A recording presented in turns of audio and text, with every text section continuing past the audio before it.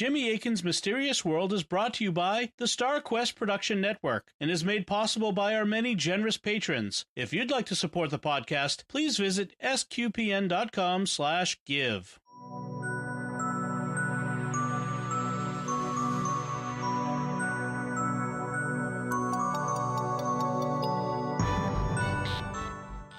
You're listening to episode 30 of Jimmy Akin's Mysterious World, where we look at mysteries from the twin perspectives of faith and reason. In this episode, we're talking about the Phoenix Lights UFO incident. I'm Dom Bettinelli, and joining me today is Jimmy Akin. Hi, Jimmy. Howdy, Dom. Let's get right into it, folks. This week, we're marking the 22nd anniversary of one of the biggest UFO sightings ever. On the evening of March 13th, 1997, there were strange lights that appeared over Phoenix, Arizona, that were seen by thousands of people. And 911 call centers were overwhelmed with calls ringing off the hook. There was photos, there's videos. And Jimmy, over in San Diego, you were aware of the Phoenix Lights, and that's what we'll be talking about today on Jimmy Akin's Mysterious World. So, Jimmy, how did you become aware of the Phoenix Lights phenomenon? Well, so at the time I was listening to Coast AM, which was the show that Art Bell founded. Mm-hmm. And it deals with a lot of the same topics that we deal with here on Jimmy Akin's Mysterious World. But it's a nightly show, and it's multiple hours long. It's like 4 hours long. And it was broadcasting when the Phoenix Lights phenomenon was happening. And so you had callers on the show. You know, you had people contacting the show saying there's a major UFO thing going on over Phoenix. And over in San Diego, I happen to be listening. And Phoenix is a really cool place. I love Arizona. I love the geology. I love the beauty of the state. And I love taking road trips through it. So I've been to Phoenix and other areas we're going to mention, like Tucson and Flagstaff and places like that, multiple times. They're just, I don't mean for this to be a kind of tourist plug, but there are awesome things to see in Arizona. If you go to like the Painted Desert, it's like being on another planet. It's just amazing. And you've got Meteor Crater and the Grand Canyon and the Petrified Forest and all kinds of wonderful stuff. We would certainly accept offers from the Arizona Tourism Board. Yeah. So you became aware of the Phoenix Lights phenomenon while listening to Art Bell's Coast to Coast show. So what happened next? Well, it lasted that night, and then there was, a question of, well, what was that? And so there was a press conference that the Arizona governor at the time, Fife Symington, gave, and this press conference went down in infamy. It became infamous because what happened was Fife Symington came out and said, we have determined who was responsible for the Phoenix Lights, and we're going to bring him out now. And a staffer wearing an alien costume came out with like a big bulbous head and a silver spacesuit, and he greets the governor, and then he takes off the head, and it's just, people felt mocked, right? And so then after that, there was a kind of explanation game where people would try to find out, okay, so what really happened. And there were various proposals, which we'll get into, but it was a real embarrassment. The good news is Fife Symington has subsequently, he's no longer governor, but he's subsequently eaten crow on this. And as we'll see, he admits he saw the thing himself and he doesn't know what it was. So we'll talk about that. Okay. Sometimes politicians do the thing that they think is the political thing to do, and it turns out not to be the political thing to do. Yeah. But we'll get it. Like you said, we'll get into it. So there are claims and counterclaims. We'll get into what actually happened in a bit, but let's start with the claims and counterclaims of what people were seeing in the sky. Yeah. So anytime you have an unexplained aerial thing, the ET hypothesis immediately comes up. And right. So that's the big claim. This is ETs, extraterrestrials, manifesting themselves over Phoenix, and it'll turn out other parts of Arizona as well. The counterclaims, well, there are a number that we could discuss. One of the big ones is accidental misidentification of some more conventional phenomenon. one of the first proposals that was made was these were Chinese lanterns. Chinese lanterns are like paper lanterns that have actual fire in them that then can float because of the heat generated by the fire. Hot air balloon. And yeah. Like a hot air balloon. Yep. And so that was one proposal.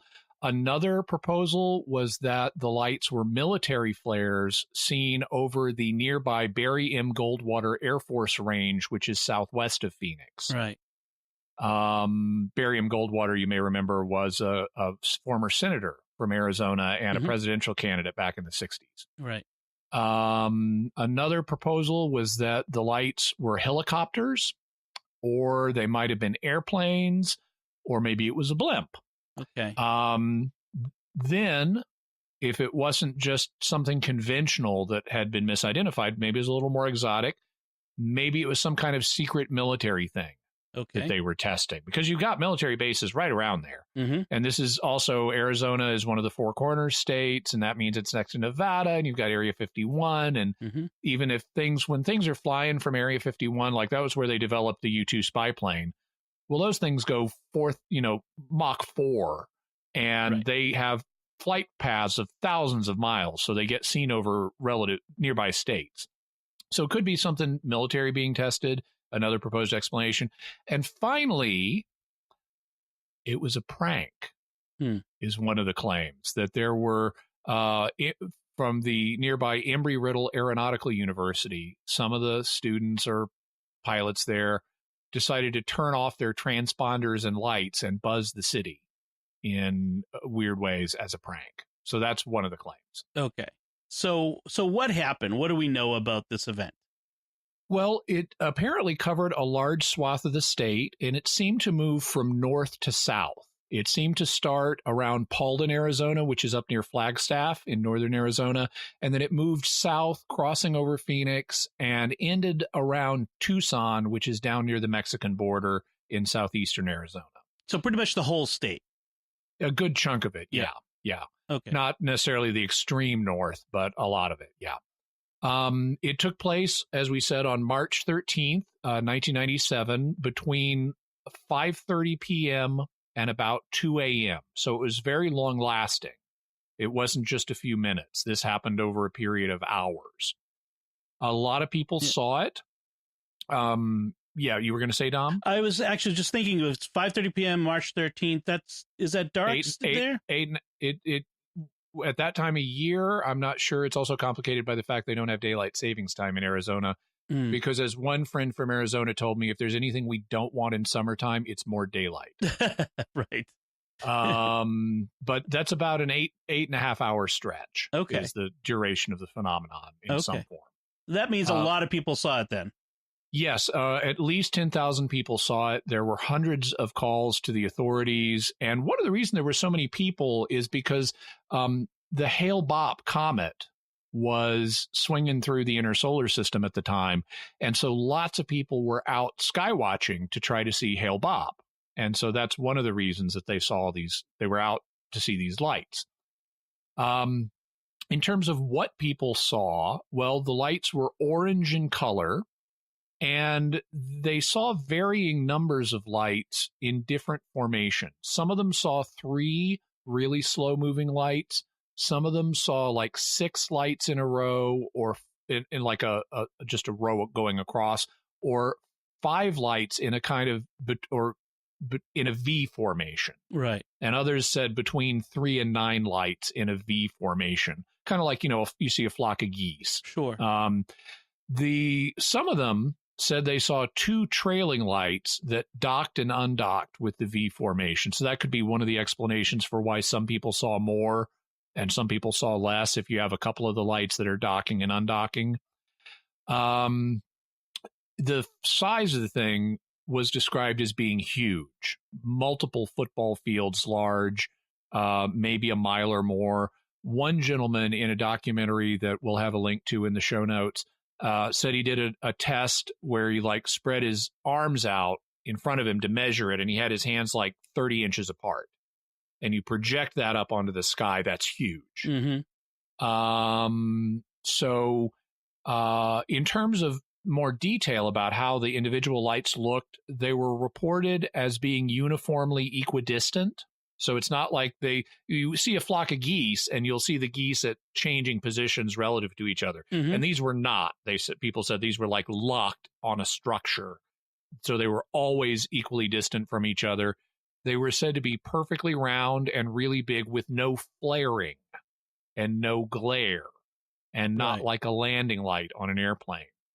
Some said they looked recessed into a structure that they could see. Like you look in a movie theater, you look up at the light, you can see it's recessed in a little hole in the ceiling. And they said it was kind of like that. They looked like recessed lighting. Some people said they saw the V-shaped craft that the lights were mounted on. So they could see between the lights, there was this V shape. Okay. They said this was all silent. This did not make any noise. You didn't hear like propellers or jets or anything like that. It's just totally silent. And it moved really slowly, very, very slowly. People said they could see it like drift over them. And it was then be too slow for a conventional aircraft to maintain altitude because planes have to go a certain speed in order to stay in the air. Right. I was coming in once on a landing into New York, and it was very rough, and I had a commercial pilot in the chair behind me, and he was kind of narrating as we were coming down in this snowstorm, and he's saying, okay, the pilot is building up speed. He's got to get up to 150 miles an hour to avoid the cross-shearing winds. He should be aborting this landing. He's not building up speed fast enough. And when we landed, the flight crew applauded. So, the last thing you need on a flight like that is the guy who knows what's going on behind you narrating it. Narrating, yeah, exactly. So conventional aircraft have to have a certain amount of speed to stay in the air, and by all reports, this was way too slow for that. In terms of its height, it was low down. One of the things about Phoenix that I really like is it has these mountains that are in the city itself. Mm-hmm. They're like big rock outcropping formations that just jut up. And one of them is known as South Mountain. And the lights were seen to go in front of South Mountain. So they were less high in the air than the peak of South Mountain. Another report says that they went under a plane that was cruising at 3,000 feet, which is very low. That would have been like on approach for Sky Harbor Airport. Oh, yeah. And because normally commercial planes cruise at like 30,000 feet. Right. And South Mountain is according to Wikipedia, 2,690 feet tall. Right. So yeah, that's very low. Did these things leave radar images? No, they didn't. But the air traffic controllers at Sky Harbor saw them. So you had, professional eyewitnesses who are used to looking at aerial, planes coming in, and they saw them, but there were no radar traces. And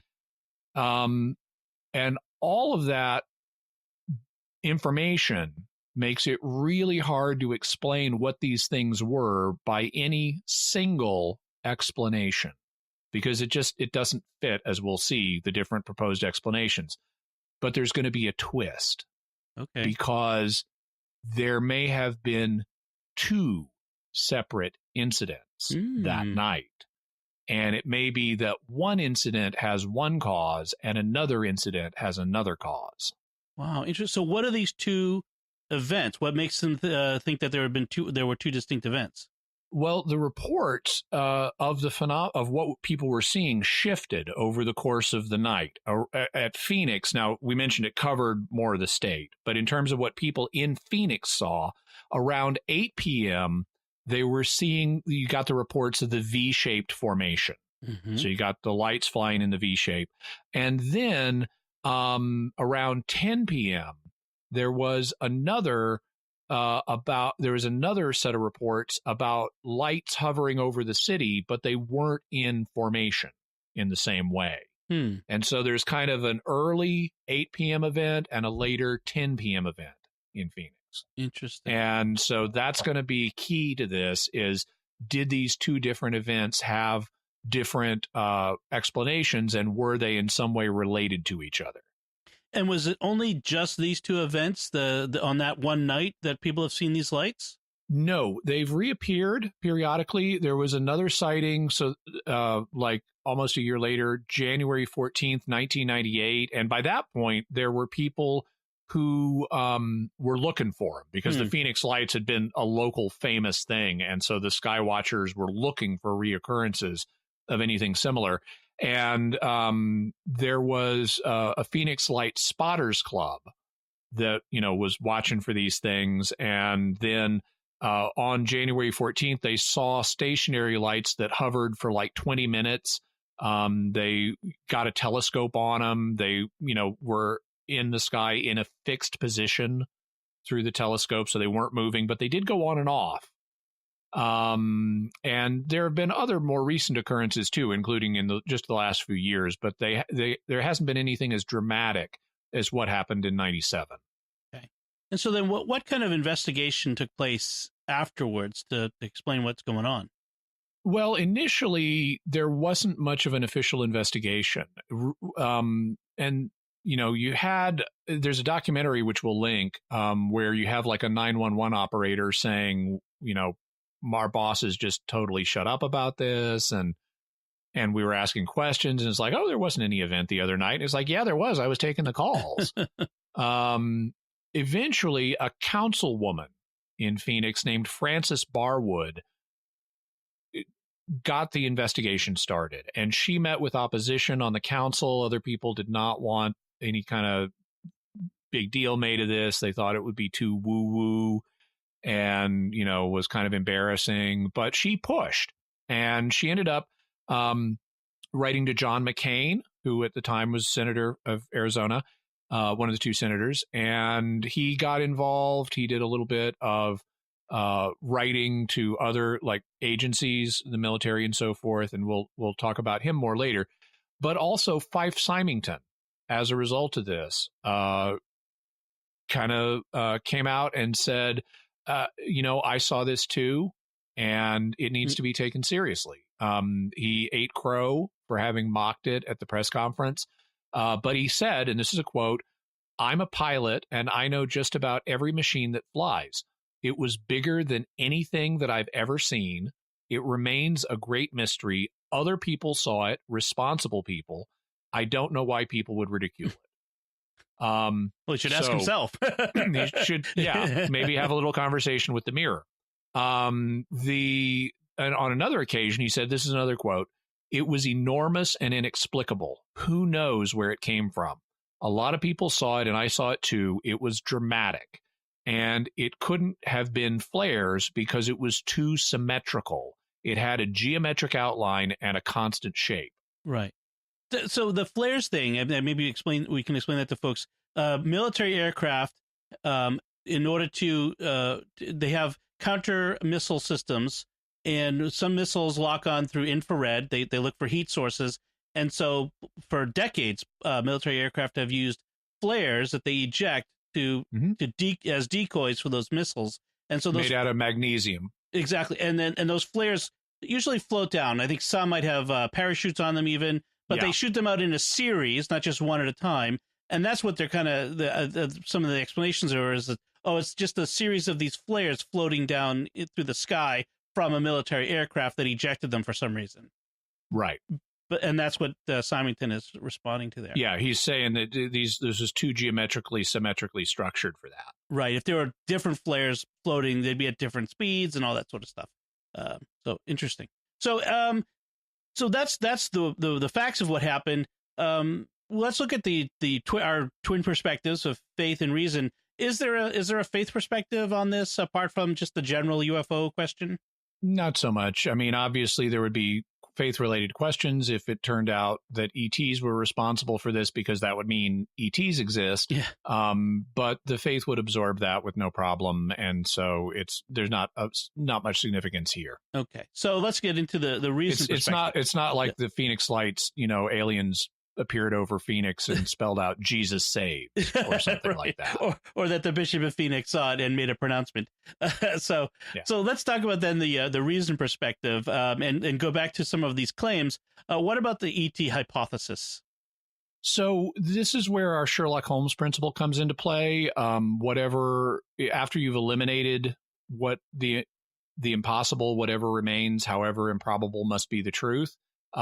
Since on this occasion, ETs didn't say, "Hi, we're ETs," the only real way to provide support for the ET hypothesis would be looking at all the non-ET hypotheses and judging them improbable. Okay. So that's really, we can't assign a probability to the ET hypothesis unless we are able to eliminate a large number or all of the conventional explanations. Okay. So that starts with the accidental misidentification of a conventional phenomenon, like the Chinese lanterns, for instance. Yeah, so that was the first one that I encountered in the news after this happened. I just remember seeing an interview with a guy saying, "Oh yeah, I set up these Chinese lanterns and let them up into the sky, and that must have been what it was." Well, not. Chinese lanterns are small, right? And there's no way a guy releasing a few Chinese lanterns is going to cause this a citywide phenomena, because once they get too high up in the air, I mean, the wind gets fierce and they're gonna blow out, and they're gonna be too small to see from the ground, and they're not gonna be flying in formation, and they're not gonna cover the whole state, and they're not gonna last for 8.5 hours. Right. Okay. So if you, even though I remember the Chinese lantern explanation and I've heard other people refer to it, like if you look on Wikipedia's page, I don't even think there's a mention of it. Okay. As a possible explanation. It's so improbable. Okay, so we can eliminate that one off the bat. So what about these military flares explanation? Well, so witnesses dispute this. They're on the negative side. I mean, we heard Fife Symington say it couldn't be flares because it was too symmetrical. The formation just didn't match. We have other witnesses who said that, well, one of the things about flares is they flare. Right. They flare up and down. They're not constant intensity. And they said they didn't see these lights flaring in that way. Also, flares leave smoke trails in the sky. They did not see that. Also, flares are attached to parachutes to keep them in the air, because if they immediately just fell out of the sky, they wouldn't be a good distraction. Right. So they are attached to parachutes, but what happens is they illuminate their parachute. So you can see the parachute above the flare. These lights also were not observed according to many eyewitnesses, to be moving down even slowly. They didn't drift with respect to each other the way flares would. They stayed for too long in the sky, like people would see them for 20 minutes at a stretch, and they occurred over too broad a range for it to just be flares at the Barry Goldwater base. Right. You would have seen them maybe from Phoenix looking in towards the southwest, but you wouldn't have seen them fly in front of South Mountain. Right. Or you wouldn't have seen them in other parts of the state that aren't within eyeshot of Barry Goldwater. There are also objections like, why would anybody drop flares over a city? That's incredibly dangerous, because these things were over the city. I mean, they were seen to go under a plane. They went in front of South Mountain. It would be incredibly dangerous to drop flares over a city. They hit the ground. The magnesium in the flares starts fires, and this would have been a major serious FAA violation. Also, another objection, well, they've been dropping flares at Barry Goldwater for years. Why would this night be different? Right. Well, just a possibility, everyone's out looking for Hale Bob. Okay. So that might be a contributing factor to why, if there were flares at Barry Goldwater Base that night, that might be why some people saw them, because they were looking for Hale Bob and they saw the flares. Okay. But that wouldn't explain everything about these. Okay. In particular, it wouldn't explain why witnesses saw the craft that connected the lights and said it went right over them. So you have certainly chunks of this phenomenon that cannot be explained by flares. But John McCain contacted the Air Force after Francis Barwood's inquiry, and the Air Force said, guess what? We did drop flares that night. Okay. So maybe that's part of what people were seeing was flares. It won't explain everything, but maybe it was part of it. Some people have even proposed maybe they dropped flares at 10 p.m. as a way of muddying the waters regarding what happened at 8 p.m. So maybe the flares were there as a kind of disinformation. So they could say, something weird happens. Let's send up a plane, drop some flares, and then we can blame it all on that. Because, of course, if they dropped flares over Phoenix, it still doesn't explain the lights over Flagstaff and Tucson at all. Right. Yeah. And it doesn't explain seeing stuff. They would not have dropped flares on the city. Right. And if they did, I mean, those things leave remains, yes. So they would be found afterwards. But there's some argument that maybe the Air Force did launch flares as a smokescreen, so to speak, which is their purpose, after all, to distract from whatever else was going on. Okay. So that's kind of the flare issue. Okay. So then another one of the possibilities was that it was helicopters. They fly slow and low altitude. Yep. But they make a lot of noise. Right. And that was what the witnesses did not report. Helicopters low enough to the ground to, and flying in very precise formations, they would have made noise, and there would be flight records, because you can't just get up and start flying your helicopter around willy-nilly. There are air traffic control issues, and they do show up on radar. As we know from the Osama bin Laden event, when the SEALs killed him, there are military special forces helicopters that are virtually silent, that are radar absorbing, but I'm fairly certain we didn't have those in 1997, and I'm fairly certain we wouldn't see them flying in formation, a large formation with a light on them. Over Phoenix. Over Phoenix, because that's a way of saying, hey, look at what we've got. Isn't this cool? Exactly. Also, even the helicopters we do have from the Osama bin Laden raid, they made noise, and they could be heard. There was a guy in Abbottabad who was awake and tweeting the raid, not knowing what it was. He was hearing this helicopter, and he was tweeting on Twitter and saying, go away, helicopter. I'm going to get my giant fly swatter and swat you out of the air. Right. They're quiet, not silent. Yeah. Yeah. Right. Okay. So that's so that would be the an answer to the helicopter claim. What about just regular airplanes? Well, there was a guy named Mitch Stanley who was an amateur astronomer in Phoenix, and he happened to be out that night using a 43 power telescope.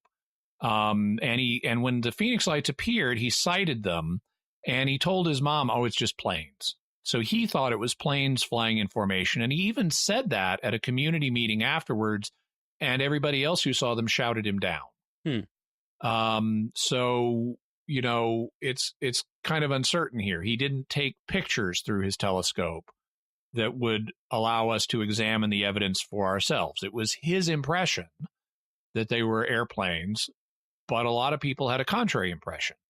Also, with anything flying that low, because we're talking less than 3,000 feet. Right. That's pretty low. That's very low. I hear here in San Diego, Balboa Park is a scene where a lot of dancing goes on. A lot of dance clubs have facilities there. So I'm down in Balboa Park all the time doing stuff in the dance community as planes are coming in to San Diego Airport. And they're real low at that point. And they're like less than 3,000 feet. You can totally hear them, and it is thunderous. Yes. So if they were that low, they should have made sound. Also, they were going too slow. People said they floated right over them. And this would have been a major air traffic hazard because they're flying through landing zones. And the flight controllers do not have a record of these planes are going to be coming through at this time. They have not been given clearance for this airspace. This would have been a major violation of FAA regulations. I mean, people could go to jail for extended periods for this kind of thing. Okay. Yes, you cannot fly near an airport like that, even before 9/11, at that altitude without being, under air Clear. traffic control. Right. Yeah. Okay. So then, what about a blimp? Uh, Well, a blimp would be silent and it would drift slowly, so it fits that part of the data. Um, no conventional blimp is shaped like a V, though. right. Right. And if it was a military craft, I mean, who would have a blimp like this? I mean, maybe eccentric billionaire Bond villain. But if you think about it, I mean, no commercial entity like Goodyear has a blimp like this, or we would know, because it would be part of their advertising campaigns. Right. If the military, why would the military want a blimp? I mean, they're silent, but they're so slow that makes them an easy and big. That makes them an easy target. Why would you want to put a blimp over a battlefield? There's actually proposals to build cargo carrying blimps. Sure. But it's a different kind of, it's not a combat vehicle. Certainly not at that time, that time period. Yeah. Yeah. Also, why wouldn't they admit, oh yeah, it was a blimp. It was a military blimp for whatever purposes. There's nothing classified about blimp technology.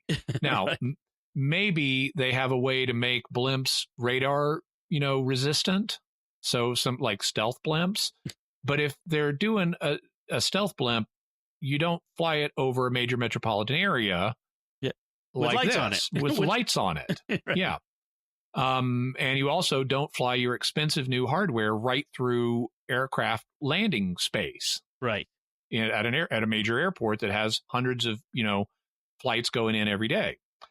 Also, it's been argued that a blimp would collapse if it was as big as what's being reported, like a mile wide. Right. So it doesn't really fit that. And as we mentioned, it would violate airspace laws in a crazy way. Okay. So that's the accidental misidentification claims. What about this claim that maybe it was the military testing a top secret aircraft? Well, it could be. It could explain part of the data because we do have stealth technology that's radar resistant. And so that would explain why the Sky Harbor guys didn't see it on radar. This would be a very unique craft, though, in that it was slow and silent. Mm-hmm. Now, silent is a property that you could want military vehicles to have, along with radar resistance. So it just adds a new layer of stealth if they're quiet. But why do you want slow? Right. It's kind of part of the problem we covered with the blimp. Slow does not make for a good combat vehicle. Right. And if do you really need like a stealth cargo carrier for air supply, supplies in the air? That's a little weird. And then why do you test it over a city? It's a major airspace hazard. And you're announcing publicly the thing you've got this. Right. Which is contrary to the purposes of a top secret testing program. So let me throw something out there that just something to consider, which is that in the past, people have theorized that the military is developing some sort of anti-gravity vehicle. That would be cool. Yes, it would be.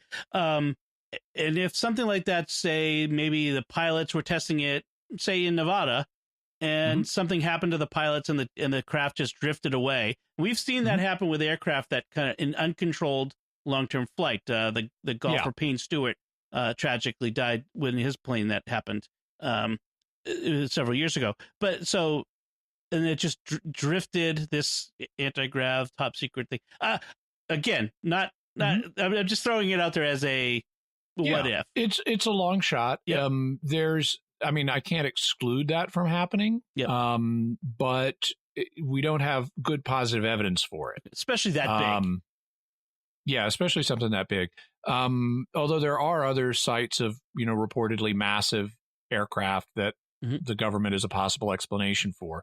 So I would put some really exotic piece of stealth technology. I mean, you have to posit two things in this case. One, you have to posit that the government has some really exotic piece of technology that does this stuff. And then you have to posit that something went really wrong to allow it to get over a major metropolitan area when it's supposed to be secret and classified.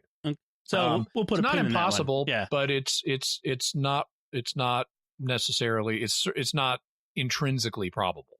Okay, that's a good way of putting it. So that leaves us with the other claim, which is that this was a prank by students from perhaps Embry-Riddle Aeronautical University.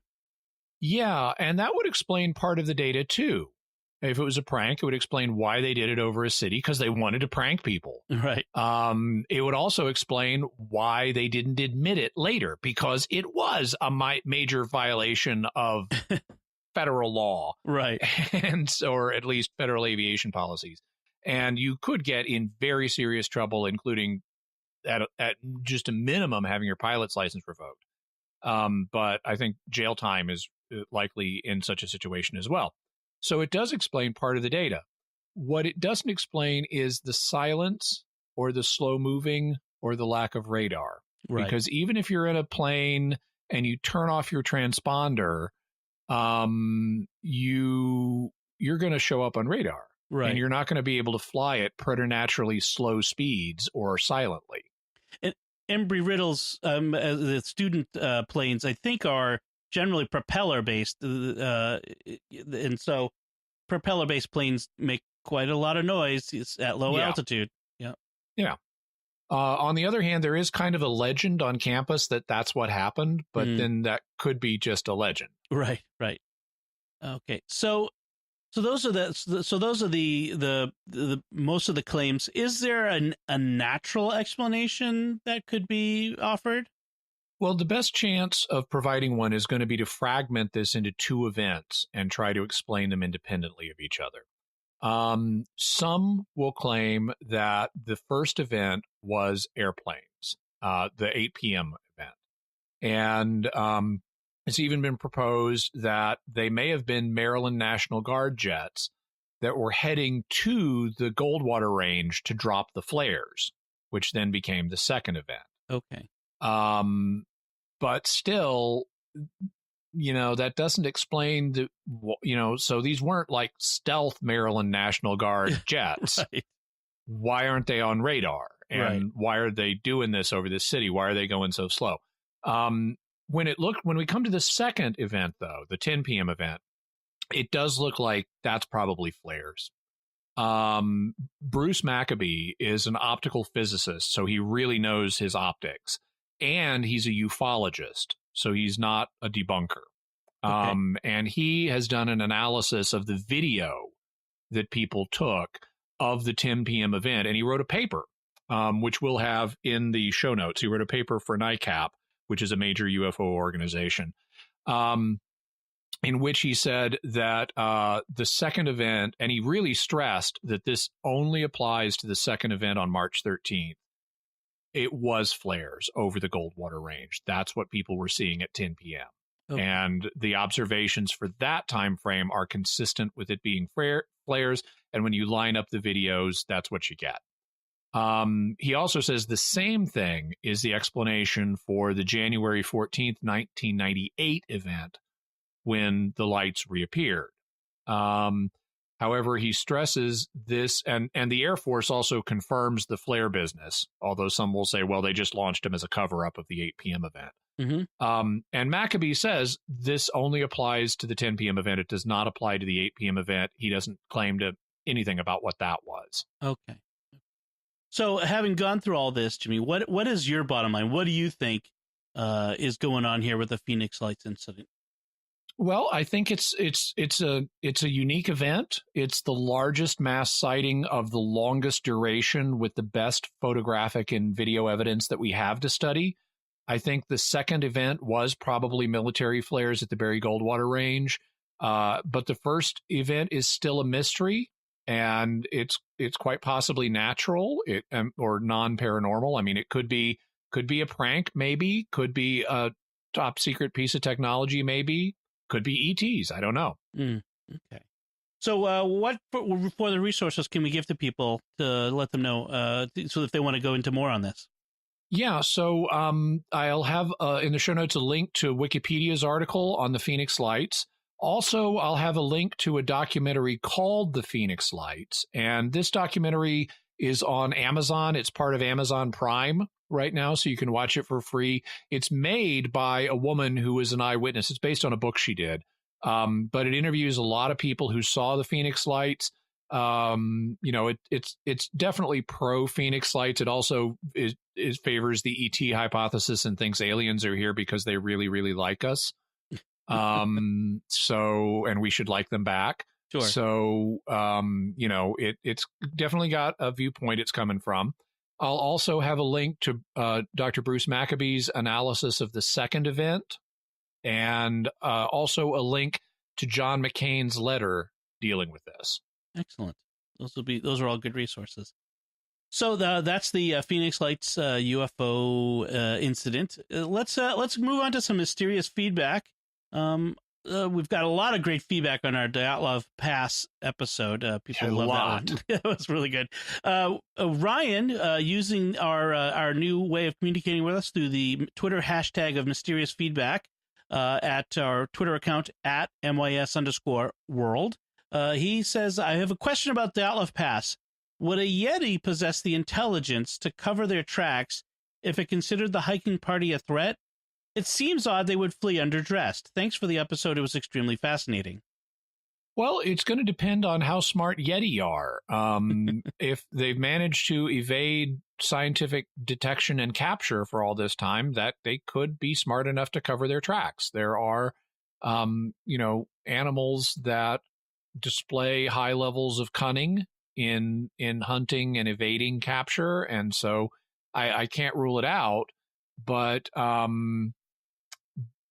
it's hard. It's a little hard. I mean, it's still a long shot to my mind. Yeah. We just didn't find. I mean, we do know on other occasions Yetis leave prints, unless all those footprints are faked or misidentified. I mean, we have things that are purported to be Yeti footprints, so they obviously don't do it all the time. And if you're a Yeti sneaking up on people in a tent, do you really, in the dark, in a snowstorm, is that the time you're going to be covering your footprints? Right. I would think they would do that more if they were hunting people or evading hunters. Right. Okay. So, and then Chris B127 on YouTube, leaving a comment on our YouTube video, says, we studied this while I attended the FBI National Academy. I hadn't heard about it before then, which was in 2014, and it was fascinating. So glad you're doing this episode. Thank you so much, Chris. We really enjoyed doing the episode, and it's cool to know that they're talking about this at the FBI National Academy. Yeah. And then Heather Geraz, hope I said that right, Heather, on YouTube says, here's my theory. All the far-fetched theories are fun to think about, but I think there could have been terribly high wind gusts. This was enough to cause an acute crisis. They thought the tent would blow right off the mountain. Actually, at that point, they were too panicked to think straight. They all went running for cover, and the drifting snow blowing everywhere lowered the visibility so much they couldn't find their way back until it was too late. But what was the condition of the tent when they found it? Wouldn't there have been evidence of high winds? So in terms of the tent when they found it, it had collapsed. There was snow on it because snow had fallen, and so it wasn't fully set up when they found it. I acknowledge that they could have, once they got out of it, the visibility conditions could have been very poor, and so they had trouble finding their way back. Maybe it wasn't snowing so bad though that all of their, visibility conditions were bad because it was dark. But it wasn't snowing so bad though that all of their tracks filled up because we found their tracks. Right. And if there had been heavy snowfall, those tracks would not be there. Right. So that needs to be taken into account. And if, while wind could have been howling, it's not like they were camped on a cliff and thought they would have been blown off the mountain. They might have thought the tent's going to blow down on us, but they wouldn't have thought we're just going to be blown off of a cliff or something like that, because they were camping like a mile above the tree line on an angled surface, but not at a steep angle and not on a cliff. Right. I mean, these, as we said in the episode, these are experienced Siberian winter hikers. That who knew they were doing this to pass their highest level certification. Right. And that doesn't necessarily explain why they would cut their way out of the back of the tent. Right. So unless it collapsed on them, I suppose, even if it collapsed on them, if I'm in a tent and it collapses on me, this is the first thing I'm going to do, going to cut my way out into this freezing condition with no shoes on? Or am I going to say, hey, everybody, let's all 9 of us stand up and hold up the tent and re-erect the poles? Right. Because this is your shelter. And then when you cut it open, instead of running away, are you going to run away, or you're going to put on, look for your pants and your boots before running away? And get it set up again and go back in and start stitching up that hole that you foolishly made for no reason. Right. That's a good point. Okay, but thank you, Heather. The good thought, good theory on that. Good thinking it through. S. Palm on YouTube says, fascinating. Jimmy, your build-up and excellent storytelling skills make these episodes so interesting and thirsty for more. Thank you very much, S. Palm. I as I often point out, humans are wired for stories, and I devote conscious thought ahead of time to how can I tell this in a narrative manner so that one thing builds on another. David Arcudi on YouTube says, first thought, Jimmy's Russian is excellent. Spasiba, tovarich. And Sarah on Facebook says, I listened to this yesterday and today woke up to minus 26 degrees Fahrenheit without wind chill. It would take a lot to get me outside in weather like that without a coat and barefoot. Yeah, indeed. So so it just underscores something dramatic must have happened to force them out that quickly, all of them all at once in bare feet and cutting their way out the back. Mm. And then, so that's our feedback. Let's move on to mysterious headlines. Jimmy, what mysterious headlines do you have for us this week? So I have a couple of things. There's a video and an article accompanying it about an Italian UFO group getting hoaxed by an online video. We know, back in the day, the saying was pictures don't lie, but now they do. And so you can't trust everything you see on YouTube. And there are a lot of sketchy UFO videos out there. And this is one of them. There is an Italian group that came across a video. It shows these mountains. I assume it's the Alps, but these mountains. And there's what looks like a triangle. It kind of looks like the Greek letter delta, but it's a triangle that appears to be made out of cloud and is flying around above this mountain. And then it zooms off at unbelievable speed. And they looked at this video and they analyzed it and they said, this looks credible.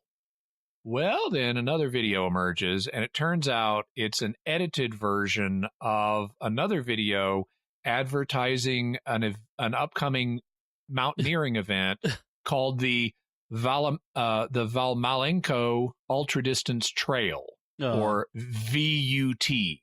And in the other video, you have these letters made out of cloud. The triangle is a stylized version of a V, and it's followed by a UT, and so you have this triangle or VUT logo flying around above the mountain and it's all just computer generated. Oh, okay. Yes, we have to be ever more. Even though we have more and more cameras and video out there, we have to be ever more careful because technology has got to the point where it's hard to tell what's real and what isn't. Yeah. And then another headline.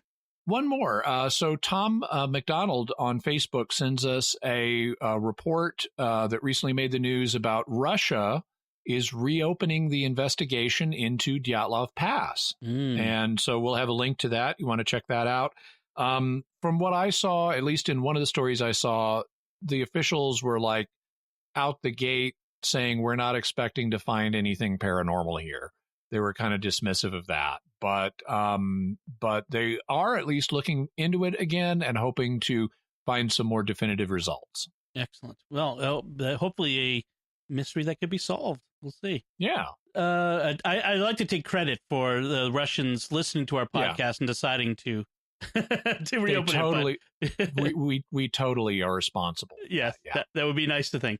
So we'd like to take a moment, as we always do, to thank our patrons who make this show possible. And today we want to thank by name a couple of them, Nate F., Mardell B., Felix L., Claudia S., and James K. And it's through their generous donations at sqpn.com/give that it makes it possible for us to continue Jimmy Akin's Mysterious World and all the shows we do at sqpn.com. I encourage you to go check out our other shows, by the way. If you enjoy this show, you would probably enjoy hearing Jimmy on Secrets of Doctor Who, Secrets of Star Trek, and some of the other shows we've been doing.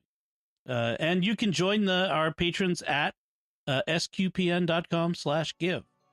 So that's it from us. What do you think of the Phoenix Lights UFO incident? Did you see this happen? We'd love to hear from folks who saw it firsthand. Or if you've got a theory, we'd love to hear your theory. Let us know by going to sqpn.com or the Jimmy Akin's Mysterious World Facebook page. Leave us some feedback there. You can send an email to mysterious@sqpn.com or send a tweet to @mys_world with the hashtag of mysterious feedback. And remember to like this episode on Jimmy Akin's Mysterious World on Facebook and retweet it on Twitter at our regular @SQPN Twitter account or the @MYS_world SQPN Twitter account. Be sure to check out the new Mysterious World bookstore at mysteriousworldstore.com, where we have links to all of the books and videos and all of the resources that you can purchase that Jimmy mentions in the show. Just to let you know, if you buy anything through the store, that helps support the show. So we greatly appreciate you doing that. If you want to look for anything that we've talked about, there's so many great books and videos and things there that you want to check out. You can find the links to the resources that Jimmy mentioned and to the mysterious headlines on our show notes at sqpn.com/mysterious. And until next time, Jimmy Akin, thank you for exploring with us our mysterious world. Thank you, Dom. Once again, I'm Dom Bettinelli. Thank you for listening to Jimmy Akin's Mysterious World on StarQuest.